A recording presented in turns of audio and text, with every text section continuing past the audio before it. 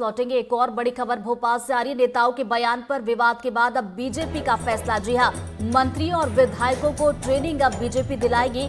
क्या बोले और क्या ना बोले, इसका प्रशिक्षण अब दिया जाएगा। तो जून के महीने में बीजेपी नेताओं की ये ट्रेनिंग होने वाली है। प्रदेश के सभी 164 विधायकों को प्रशिक्षण दिया जाएगा।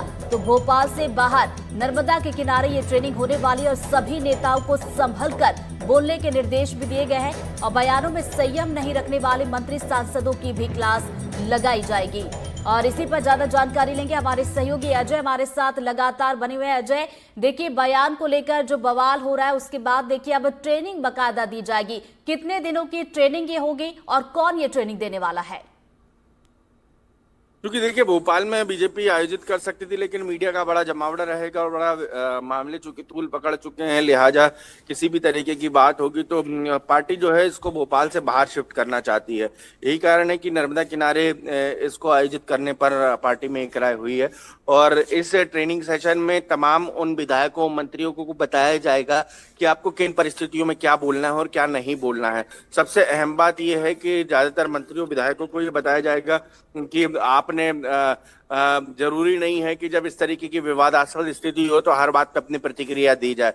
यदि आपको सेना के ऊपर बोलना है तो सिर्फ सेना का ही महिमा गान और सेना के द्वारा किए गए काम को लेकर बात करनी है। किसी पॉलिटिकल पार्टी या किसी और दूसरे नेता के बारे में इसका उल्लेख नहीं करना है, क्योंकि जिस तरीके के पब्लिक सेंटिमेंट्स हैं उसमें जो है तमाम लोग सेना के विषय में सुनना चाहते हैं, ना कि पॉलिटिकल लोगों के बारे में सुनना चाहते हैं। और जरूरी नहीं है कि हर नेता के बारे में हर बयान के बारे में प्रतिक्रिया दी जाए।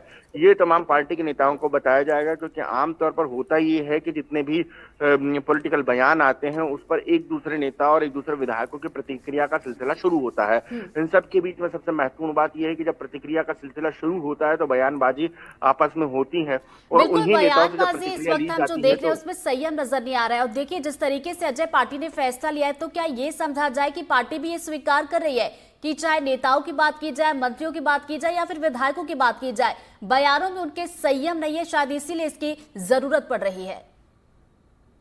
बिल्कुल, नेताओं को किन मामलों पे किस तरीके से बोलना है, खासतौर पर मंत्रियों विधायकों को जो संवैधानिक पद पर हैं उनको किस तरीके से बोलना चाहिए, ये सबसे ज्यादा महत्वपूर्ण होता है। यही कारण है कि बीजेपी के अंदर इस बात को लेकर सबसे ज्यादा मंथन का दौर है कि वो अपने विधायकों को ट्रेनिंग देने चाह रही है और मंत्रियों को और सांसदों को भी ट्रेनिंग दी जाएगी मध्य प्रदेश में कि उनको किस तरीके से क्या बयान देना है, कब देना है और क्या और कितना सोच समझ के बोलना है और बहुत संयम के साथ किसी भी बात पर, संवेदनशील बात पे अपना रवैया साफ करना है।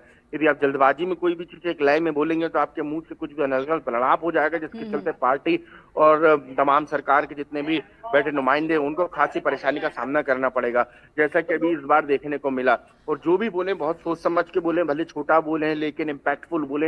ये पार्टी की ओर से साफ दिशा निर्देश दिए गए हैं। यही कारण है कि तमाम एक्सपर्ट और जून के महीने में ये ट्रेनिंग होने वाली है, जहां सांसद मंत्री विधायकों को बाकायदा बताया जाएगा, ट्रेनिंग दी जाएगी कि आपको क्या बोलना है, कैसे बोलना है और कब बोलना है।